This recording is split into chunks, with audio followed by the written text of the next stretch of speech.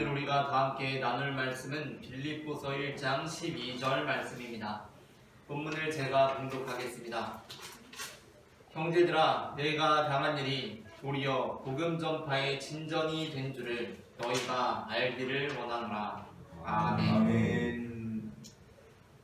사도행전 16장에는 사도 바울이 성령의 인도하심을 받아 빌립보에 가게 된 내용이 기록되어 있습니다.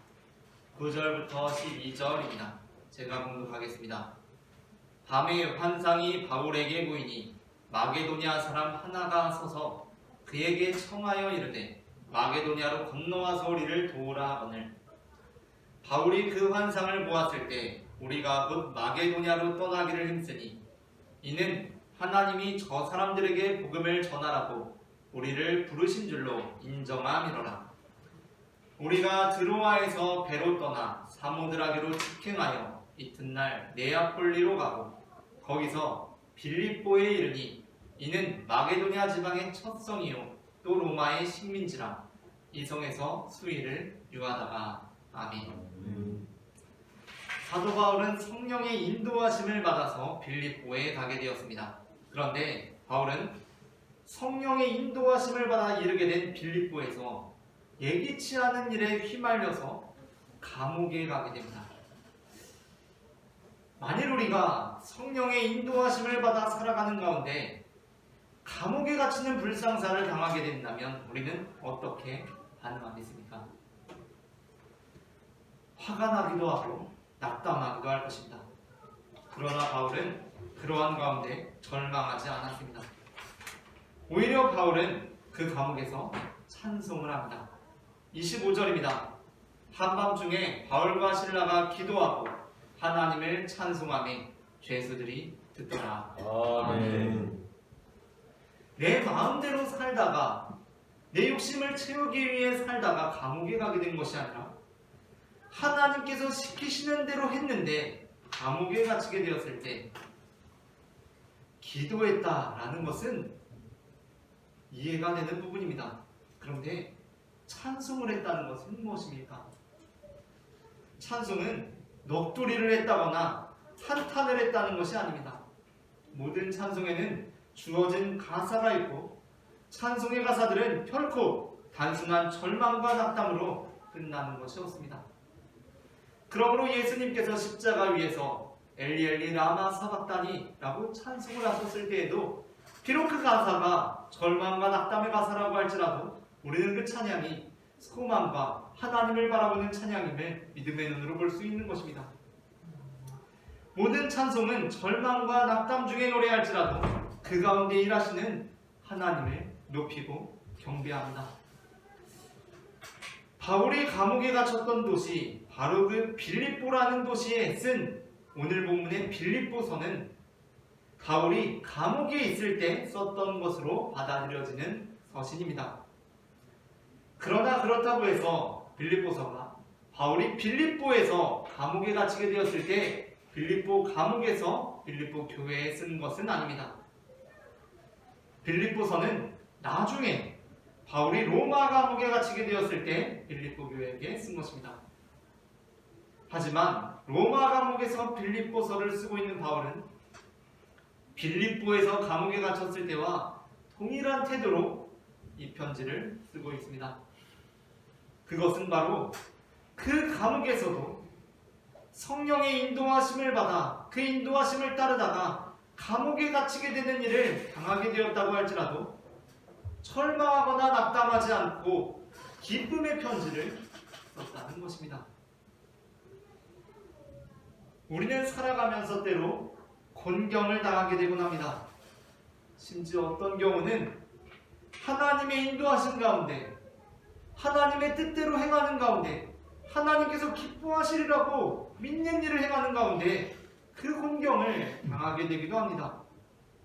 그럴 때 우리는 어떻게 합니까? 불평하지는 않습니까?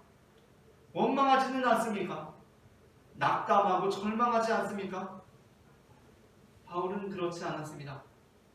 바울은 빌립보에서 감옥에 갇히는 일을 당하게 되었을 때에도 찬송했고 나중에 로마 감옥에서 빌립보의 편지를 쓰면서도 기쁜 마음으로 편지를 썼습니다. 그래서 빌립보서의 별명이 기쁨의 편지, 기쁨의 서신입니다. 그렇다면 바울은 어떻게 그 곤경 가운데서도 절망하지 않을 수 있었던 것입니까? 오늘 우리는 내가 당한 일이라는 제목의 설교를 나눕니다. 제목을 제가 먼저 읽으면 따라 읽으시면서 두 번 읽겠습니다. 내가 당한 일, 내가 당한 일, 내가 당한 일, 내가 당한 일. 전해지는 말씀을 통하여서 바울이 자신이 당하게 된 고통스러운 일들에 대해서 어떤 태도를 지님으로 절망하지 않았는지를 알게 되고, 우리 또한 바울과 같은 삶의 태도를 견지함으로 고난을 당하는 중에도 절망하지 않는 성도가 되기를 소망합니다. 아멘. 그렇다면 바울은 공경 가운데 어떠한 태도를 취함으로 절망하지 않을 수 있었던 것입니까? 먼저 첫째 함께 읽겠습니다. 첫째, 바울은 자신의 공경에도 불구하고 복음을 위해 참여하고 있는 성도들로 인해 기뻐함으로 절망하지 않았습니다. 빌립보서 1장 1절부터 5절을 제가 봉독하겠습니다. 그리스도 예수의 종 바울과 디모데는 그리스도 예수 안에서 빌립보에 사는 모든 성도와 또한 감독들과 집사들에게 편지하노니, 하나님 우리 아버지와 주 예수 그리스도로부터 은혜와 평강이 너희에게 있을지어다. 내가 너희를 생각할 때마다 나의 하나님께 감사하며 간구할 때마다 너희 무리를 위하여 기쁨으로 항상 간구함은 너희가 첫날부터 이제까지 복음을 위한 일에 참여하고 있기 때문이라. 아멘. 빌립보서를 쓸 때 바울은 로마의 감옥에 갇혀 있는 상황이었습니다. 그러나 그럼에도 불구하고 바울은 하나님께 감사하고 또 간구할 때마다 이 기쁨이 솟아나서 그 기쁨으로 간구한다고 합니다. 우리가 일반적으로 간구한다 라는 간구의 이미지를 떠올리면 어떻습니까? 보통 간구는 안타까운 마음으로 하는 것입니다. 그런데 바울은 빌립보에 사는 성도들을 위해 간구하는데, 간구할 때마다 기쁨으로 간구한다고 합니다. 그것이 도대체 무슨 말씀입니까? 율도교회라는 곳에서 다음 세대를 위한 기도회가 열렸습니다. 그래서 율도교회 장로님이신 홍길동 장로님이 그 다음 세대를 위한 기도회에 참석했습니다. 기도회 분위기에 따라서 사뭇 비장한 마음으로 홍길동 장로님은 다음 세대를 위한 기도회에 참석하고 있었습니다.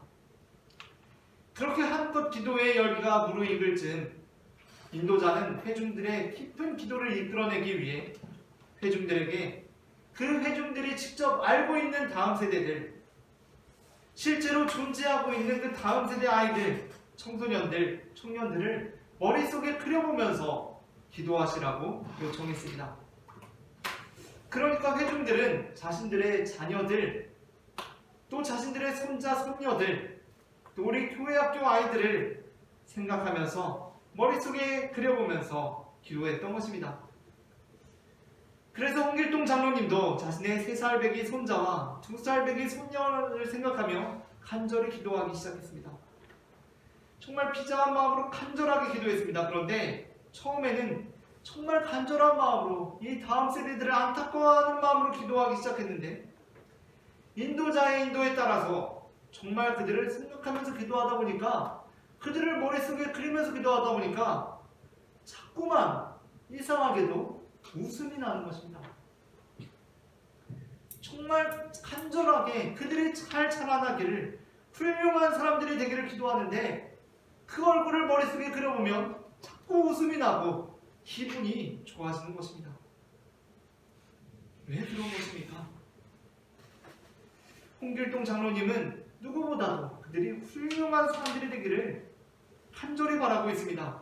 그러나 그와는 또 별개로 그들은 그냥 그들만 생각해도 웃음이 나는 존재들인 것입니다. 왜냐하면 그들이 나중에 훌륭한 사람들이 되는 것은 그 문제고, 지금은 그저 그렇게 잘 있어주는 것만으로도 홍길동 장로님에게는 그것 자체가 큰 기쁨이기 때문입니다. 지금 바울의 마음이 그렇습니다. 바울은 빌립보 성도들을 위해서 간구합니다. 간절히 간구합니다. 그런데 그들을 생각하기만 하면 기쁘고 즐겁습니다.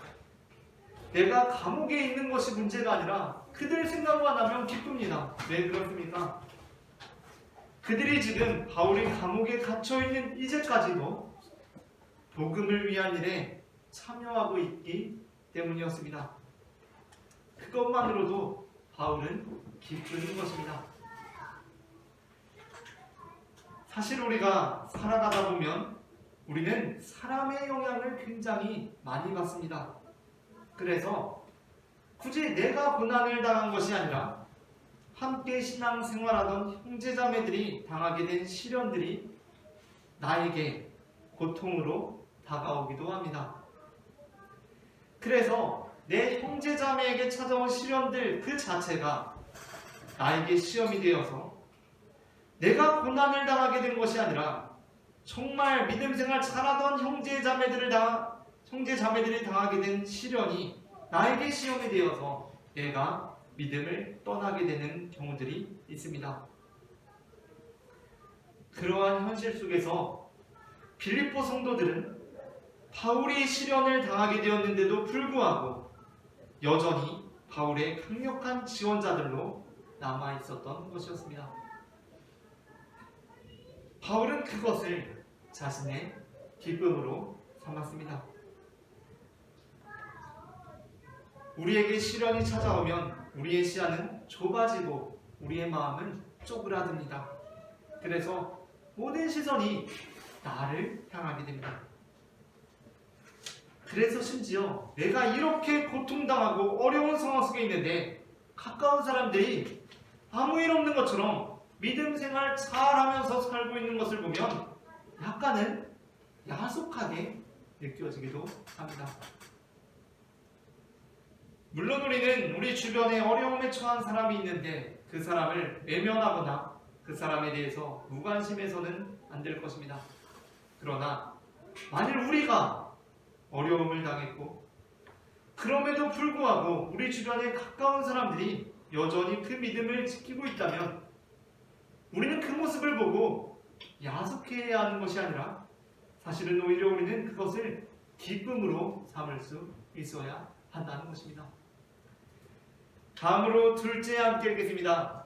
둘째, 바울은 자신이 당한 능력을 기뻐하는 자들에 대하여 기뻐함으로 절망하지 않았습니다. 빌립보서 1장 12절부터 18절을 제가 봉독하겠습니다. 형제들아, 내가 당한 일이 도리어 복음 전파의 진전이 된 줄을 너희가 알기를 원하노라. 이러므로 나의 매임이 그리스도 안에서 모든 시위대안과 그 밖의 모든 사람에게 나타났으니 형제 중 다수가 나의 매임으로 말미암아 주 안에서 신뢰함으로 겁없이 하나님의 말씀을 더욱 담대히 전하게 되었느니라. 어떤 이들은 투기와 분쟁으로, 어떤 이들은 착한 뜻으로 그리스도를 전파하나니 이들은 내가 복음을 변증하기 위하여 세우심을 받은 줄 알고 사랑으로 하나 그들은 나의 매임에 괴로움을 더하게 할 줄로 생각하여 순수하지 못하게 다툼으로 그리스도를 전파하느니라. 그러면 무엇이냐? 거칠애로 하나 참으로 하나 무슨 방도로 하든지 전파되는 것은 그리스도니 이로써 나는 기뻐하고 또한 기뻐하리라. 아멘. 초대교회 때부터 오늘 지금에 이르기까지 교회는 하나의 교회이며 모든 교회는 예수 그리스도를 구주로 하는 신앙 고백 안에서 하나로 연결되어 있는 것입니다. 그렇기 때문에 오늘 지금 여기 우리가 예배하고 있는 이 온유 교회는 2000여 년 전 빌립보 교회와 함께 연결되어 있는 하나의 교회입니다. 그러나 또 한편으로 교회는 지금도 그렇듯이 초대교회 때부터 이미 몇몇의 영향력 있는 지도자들에 의해 세력이 형성되고 있었고 그 가운데 묘한 경쟁 관계들이 나타나기도 했습니다.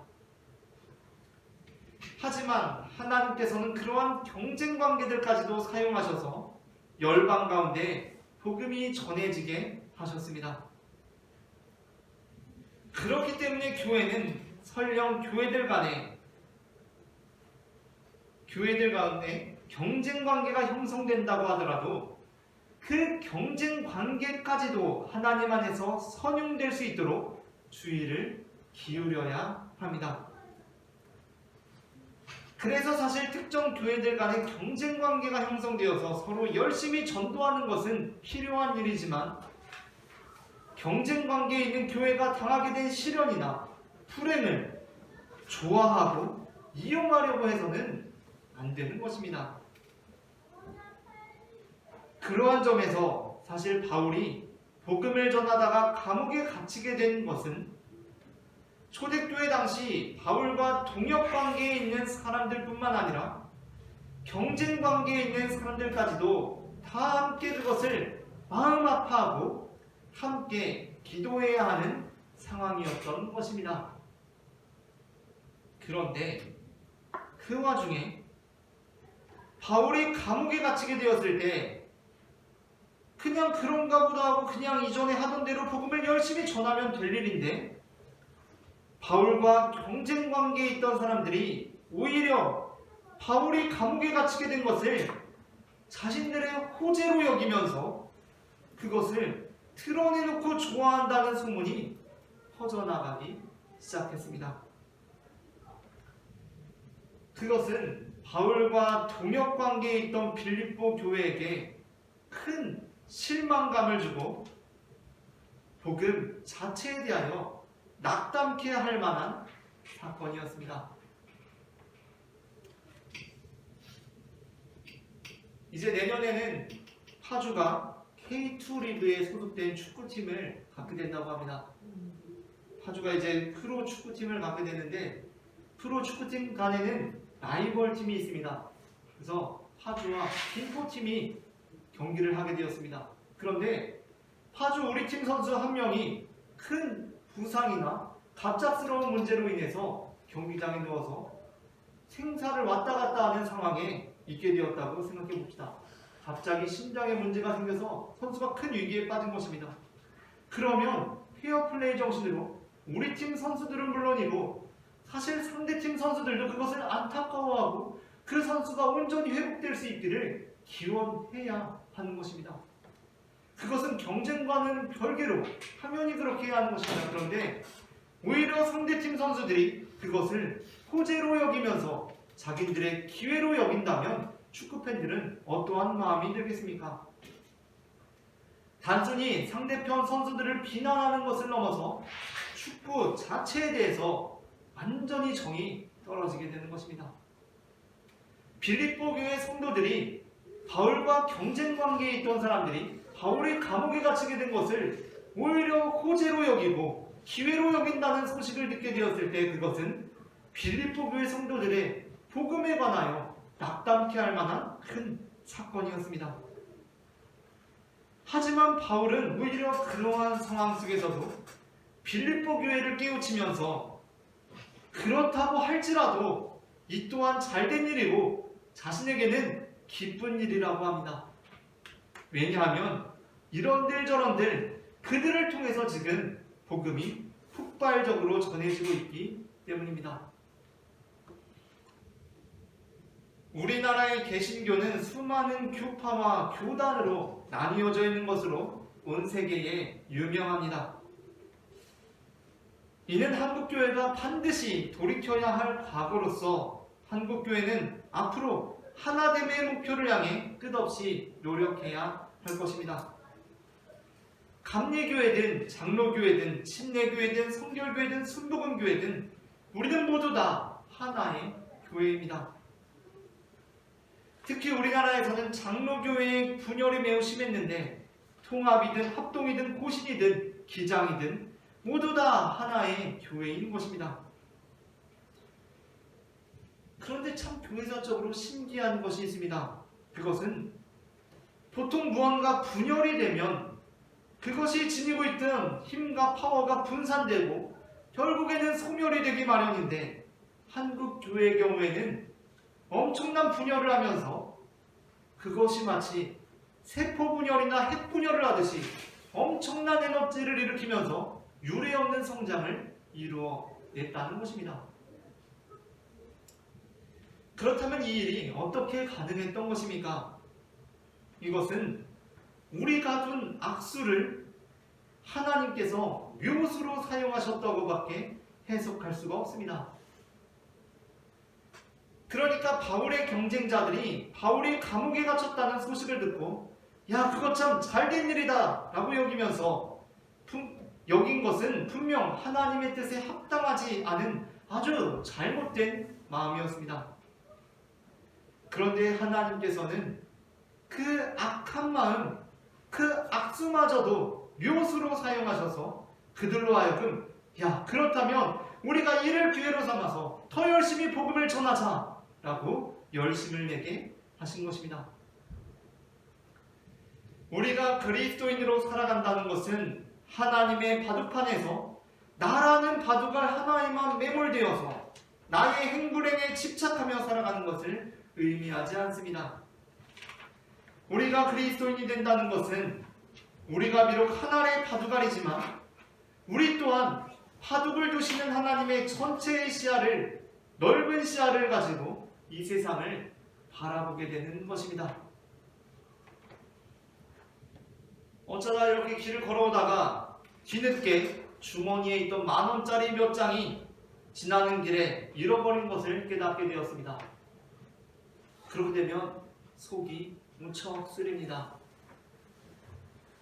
정말 부주의에 있던 내 자신이 너무나 싫고 한심하게 느껴지기도 합니다.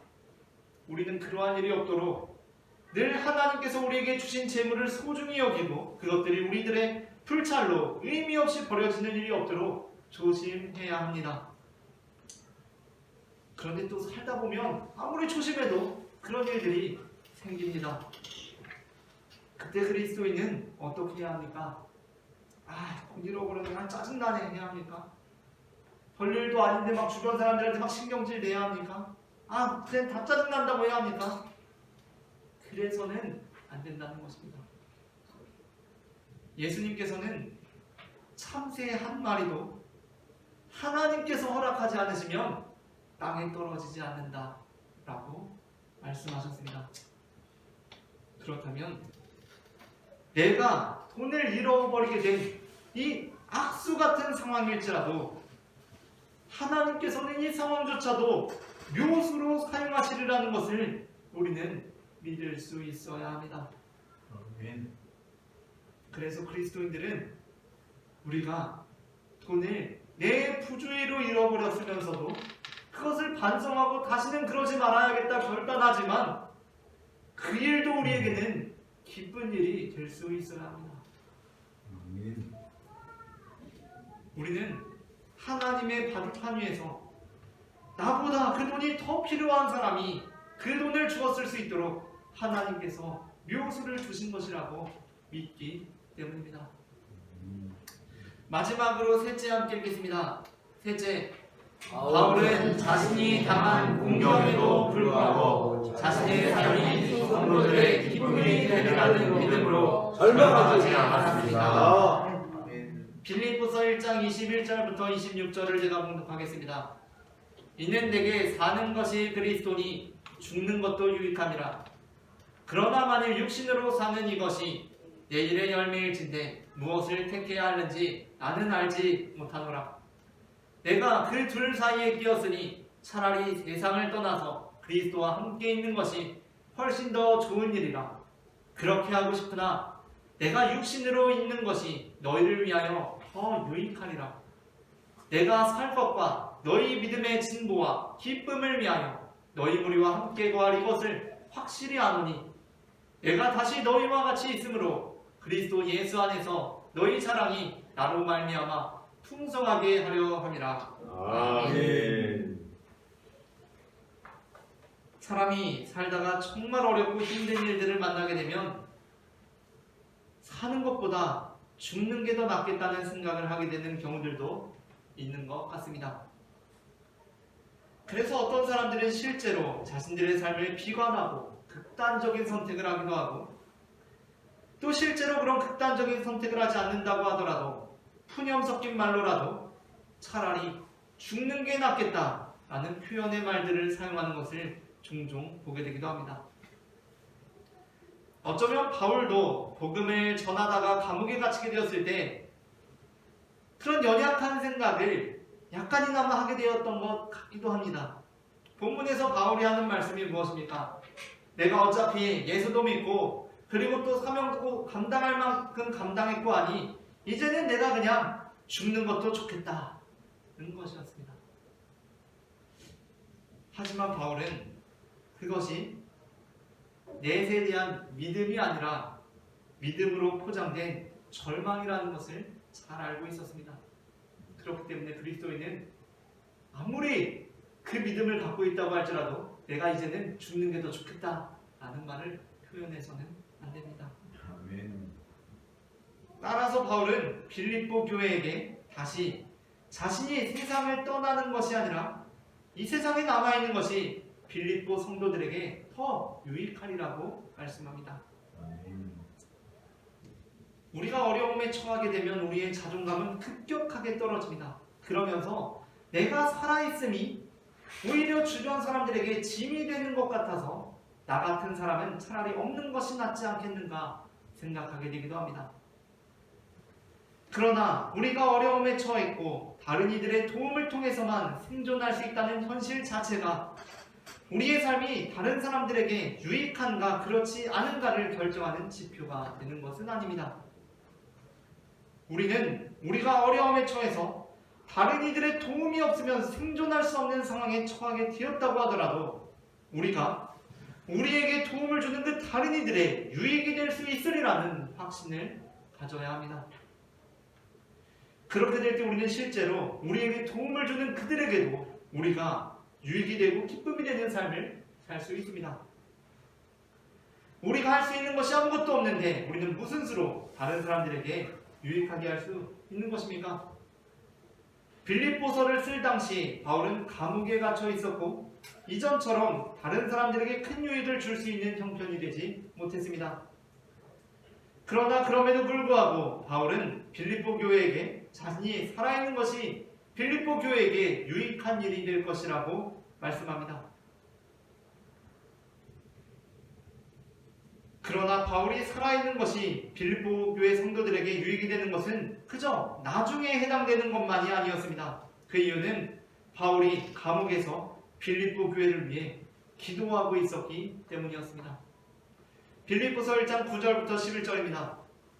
내가 기도하노라 너희 사랑을 지식과 모든 총명으로 점점 더 풍성하게 하사 너희로 지극히 선한 것을 분별하며 또 진실하여 허물 없이 그리스도의 날까지 이르고 예수 그리스도로 말미암아 의의 열매가 가득하여 하나님의 영광과 찬송이 되기를 원하노라. 아멘. 우리가 아주 어려운 형편에 놓이게 되어 주변 사람들에게 도움을 주는 것이 아니라 도움을 받을 수밖에 없는 형편이 되면 나는 다른 사람들에게 유익을 줄 수 없는 존재인 것입니까? 그렇지 않습니다. 우리는 그럴 때일수록 우리가 처해 있는 현실을 넘어서 다른 사람들에게 유익과 기쁨을 줄 수 있는 존재가 될 수 있으리라는 확신을 가져야 합니다. 그렇다면 우리는 어떻게 다른 사람들에게 기쁨과 유익을 주는 존재가 될 수 있는 것입니까? 그것은 바로 기도입니다. 우리는 그들을 위해 기도할 수 있습니다. 야고보서 5장 13절은 이렇게 말씀합니다. 너희 중에 고난당하는 자가 있느냐? 그는 기도할 것이요 즐거워하는 자가 있느냐? 그는 찬송할지니라. 아멘. 이 본문을 읽고 우리는 주로 고난당하는 자, 그래서 나는 기도를 하는데 내 고난당한 것을 위해 기도하곤 합니다. 그러나 우리는 이어지는 본문이 개인 기도가 아니라 중보 기도로 이어지고 있음에 주목해야 합니다. 14절부터 15절입니다. 너희 중에 병든 자가 있느냐? 그는 교회의 장로들을 정할 것이요 그들은 주의 이름으로 기름을 바르며 그를 위하여 기도할지니라. 믿음의 기도는 병든 자를 구원하리니 주께서 그를 일으키시리라. 혹시 죄를 범하였을지라도 사하심을 받으리라. 아멘. 그러므로 너희 죄를 서로 고백하며 병이 낫기를 위하여 서로 기도하라. 의인의 간구는 역사하는 힘이 큼이니라. 아멘. 말씀을 마칩니다. 바울은 자신이 당한 공경에도 불구하고 복음을 위해 참여하고 있는 성도들로 인해 기뻐함으로, 그리고 자신이 당한 공경을 기뻐하는 자들에 대하여서까지 기뻐함으로, 그리고 공경을 당한 자신의 삶도 성도들의 기쁨이 될 수 있다는 믿음으로 공경을 당한 중에도 절망하지 않았습니다. 우리 또한 바울처럼 공경을 당하게 되더라도 그 가운데 기뻐함으로 절망하지 않는 성도들이 되기를 소망합니다.